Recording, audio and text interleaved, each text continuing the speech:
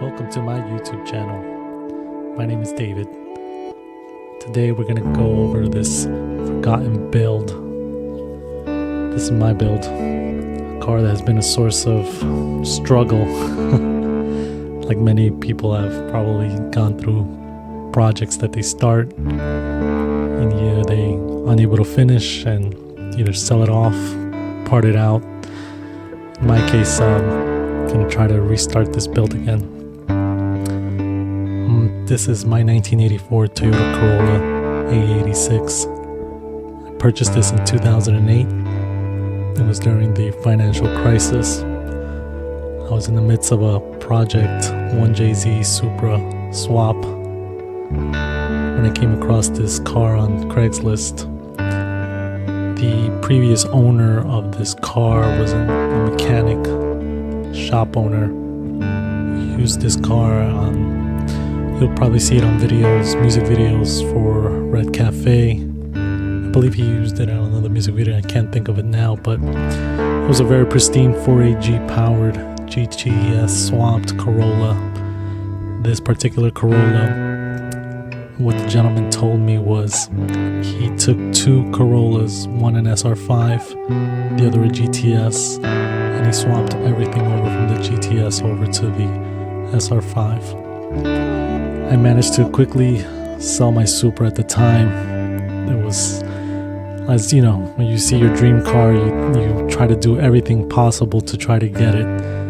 At that time, I was literally trying my best to just like make sure I can afford this car, and it wasn't a lot of money either at the time. I mean, Corolla was about $6,000 when I purchased this car.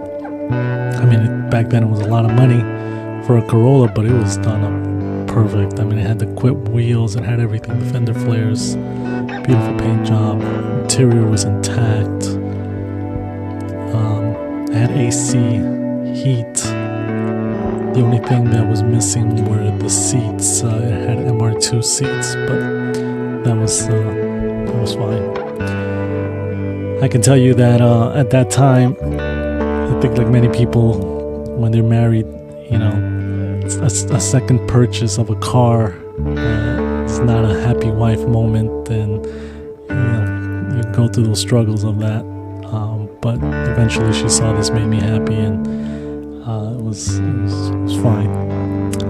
This car, I mean, I used to pick up my kids in this car. I used to drive to car meets, cruise around New York City, head to Togi events out in Bear Mountain, drive, cruise. It was a very enjoyable car.